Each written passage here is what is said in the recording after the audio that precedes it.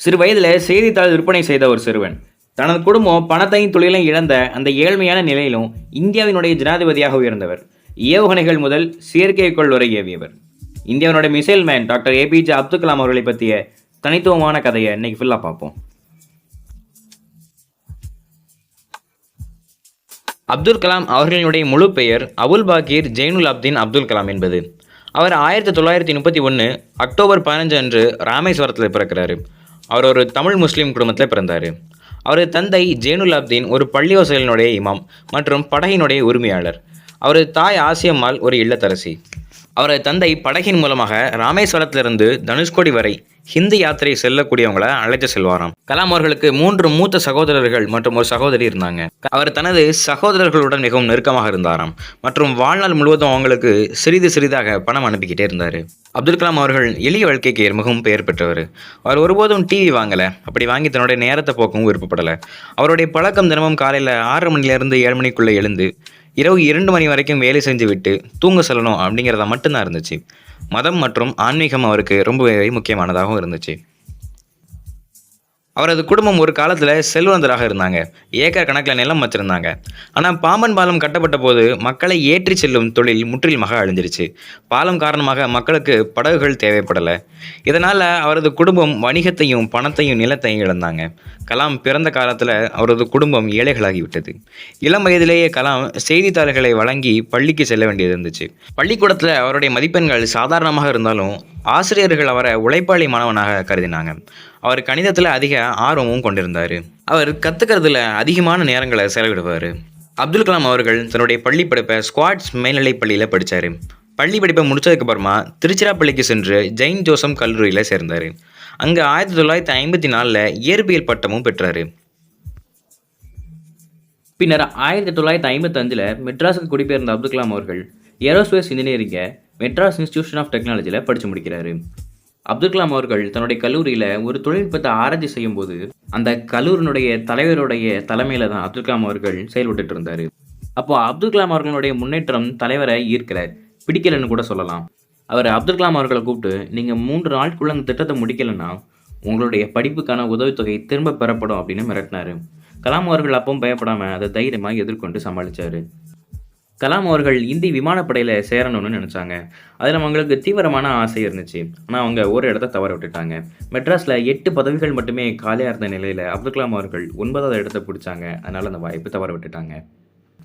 இதுக்கப்புறம் Madras institution of டெக்னாலஜியில் தான் படிச்சுட்டு இருந்த படிப்பை 1960 முழுமையாக முடித்ததுக்கப்புறமா ஏரோநாட்டிக்கல் டெவலப்மெண்ட் இன்ஸ்டிடியூஷனில் போய் சேர்றாங்க. அங்கே அவங்க ஒரு விஞ்ஞானியாக செயல்பட்டு வந்தாங்க. அங்கே கலாம் அவர்கள் ஒரு சிறிய ஹவர் கிராஃப்டை வடிவமைப்பதன் மூலமாக தனது அறிவார்ந்த வாழ்க்கையை தொடங்குறாரு. பின்னர் கலாம் அவர்கள் காஸ்பர் ராக்கெட் திட்டத்தில் பணியாற்றினார். அவர் விக்ரம் சாராபாயின் கீழே பணியாற்றினார். விக்ரம் சாராபாய் இந்தியாவிலேயே பிரபலமான விஞ்ஞானி என்பது குறிப்பிடத்தக்கது. 1969 ஆண்டு கலாம் இந்திய விண்வெளி ஆராய்ச்சி அமைப்பில், அதாவது இஸ்ரோவில் நியமிக்கப்பட்டார். அவர் இந்தியாவின் முதல் செயற்கைக்கோள் ஏவுதள வாகனமான SLV-3வினுடைய திட்ட இயக்குநராக இருந்தார். இந்த வாகனம் ரோஹிணி செயற்கைக்கோளை பூமியினுடைய சுற்றுப்பாதையில் நிலைநிறுத்துச்சு. பின்னர் கலாம் அவர்கள் ராக்கெட்டுகளை உருவாக்கக்கூடிய திட்டத்தில் பணியாற்ற ஆரம்பித்தார். 1963 ஆண்டு கலாம் அவர்கள் அமெரிக்காவில் இருக்கக்கூடிய நாசா ஆராய்ச்சி மையத்தையும் பார்வையிட்டு வந்தாங்க. அவர் ப்ராஜெக்ட் டெவில் மற்றும் ப்ராஜெக்ட் வேலியன் திட்டங்களில் பணியாற்றினார். இந்த திட்டங்கள் மூலம் இந்தியாவினுடைய பாலிஸ்டிக் ஏவுகணைகள் உருவாக்கப்பட்டுச்சு. மத்திய அமைச்சரவை இந்த திட்டங்களுக்கு ஒப்புதல் அளிக்கலை. ஆனால் பிரதமர் இந்திரா காந்தி ரகசியமாக அவங்களுக்கு நிதி வழங்கினார். இதனால் கலாம் அவர்களினுடைய திட்டம் தொடர்ந்துக்கிட்டே இருந்துச்சு. இந்த முயற்சிகள் கலாமினுடைய பெயரை மிகவும் பிரபலமாகுச்சு. அதன் பின் இந்திய அரசே அவரை உயர்நிலை ஏவுகணைகளை தயாரிக்கக்கூடிய திட்டங்களை வழிநடத்த சொல்லிச்சு. அவர் அக்னி மற்றும் பித்ருவி ஏவுகணைகளின் உருவாக்கத்தில் முக்கிய பங்கு வகித்தார். இதனால் அவர் இந்தியாவினுடைய ஏவுகணை நாயகன், the missile man of India என்று அழைக்கப்பட்டார். இந்த காலகட்டத்தில் கலாம் தலைமை அறிவியல் ஆலோசகராக பணியாற்றினார்.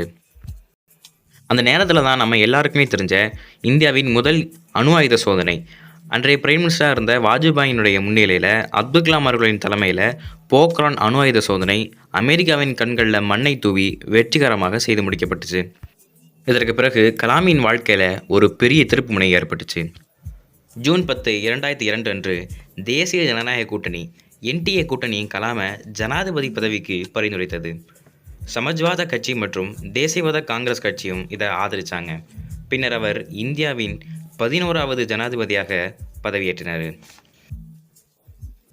2002ஆம் ஆண்டு நடைபெற்ற தேர்தலில் கலாம் அவர்கள் சுமார் 9 லட்சம் வாக்குகள் வித்தியாசத்தில் வெற்றி பெற்றாங்க. அவங்களது போட்டியாளர் லட்சுமி சைக்கிள் சுமார் 1 லட்சம் வாக்குகளை மட்டுமே பெற்று தோல்வியுற்றாங்க. இந்த வெற்றி கலாமுக்கு மிகப்பெரிய சாதனையாகும். அவருக்கு இந்தியாவின் மிக உயர்ந்த குடிமகன் விருதான பாரத ரத்னா வழங்கப்பட்டுச்சு. மேலும் பத்ம விபூஷன் மற்றும் பத்மபூஷன் விருதுகளும் வழங்கப்பட்டுச்சு. அவர் மக்களின் ஜனாதிபதி என்று அறியப்பட்டார். அவரது 5 ஆண்டு ஜனாதிபதி பதவிக்காலம் முடிஞ்சதுக்கு அப்புறமா மீண்டும் ஜனாதிபதி பதவிக்கு வர விருப்பம் தெரிவித்தார்.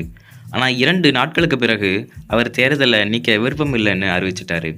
பின்னர் அவர் IIM ஷில்லாங்கில் வருகை பேராசிரியராக பணியாற்றினார்.